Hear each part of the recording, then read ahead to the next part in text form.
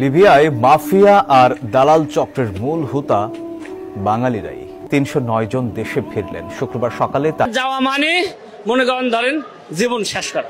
কোরবানির চোটে যারা মরবি তাদের কম্বল দিয়ে পেয়েছে মনে করেন ধরেন লিবির গাড়ি তুলে দিয়ে সাগরের উড়ন দিয়ে ফেলে দিয়ে আসে। রুমে থাকি, থাকার পরে মাফিয়া আসে দরজা ভাঙ্গে আমাকে বাইক করে ধরে চলে যায়। ১৫ লাখ টাকা গেছে ভাইয়া। বাসার থেকে বাইরে যেতে পারবেন কিন্তু বাসাতে ফিরে আসবেন ওই গ্যারান্টিটুকু আপনার নাই। লিবিয়া এমন একটা দেশ, একটা মানুষের কাহিনী দিয়া পুরো একটা লাইফ হিস্টোরি বই লেখা হইব।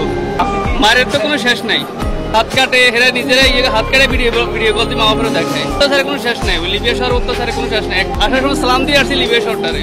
আমি গেছি ৬ মাস ৯ দিন, ৫ মাস ৯ দিন জেল খেট গেছি ভাই। লিবিয়া যেন আল্লাহ কেউ নেয় না। আর আমার মাফিয়াও ধরছিল, টোটাল আমার ২৬ লাখ টাকা গেছে। ৫ মাস ৯ দিন জেল খাটছি ভাই। কথা কইতে আমার কষ্ট হয়। তো আল্লাহ যেন এই দেশের এই প্রচারের মাধ্যমে বলে দিবে যে দেশের মানুষ যেন বিদেশি না। ৪ মাস জেল খাটছি, ২ দিন ভাত খাই নাই। ৪ মাসে ২ দিন ২ বেলা ভাত খাইতে পারি নাই, বুঝতে পারছেন? ৪ মাসের ভিতরে ২ বেলা ভাত খাইতে পাই নাই। ভাত দেয় নাই জেলে, খালি পিড়ায়, খালি মারে, হুদাহুদি মারে। জেলে শুধু উকুনে কামড়ায়, উকুনে কামড়ায়, মানুষ ঘুমাইতে দেয় না। শরীর পচিয়া জায়গা, গাও পেঁচড়া হয়ে বড়িয়া জায়গা সব মানুষ, বুঝতে পারছেন? এরপরে বাদ দেয় না।